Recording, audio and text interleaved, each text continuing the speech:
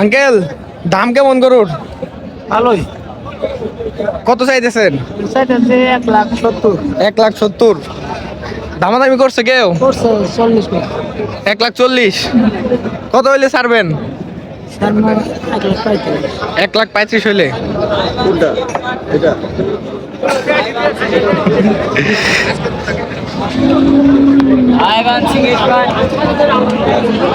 Uncle গরুর দাম কেমন চাইতেছেন?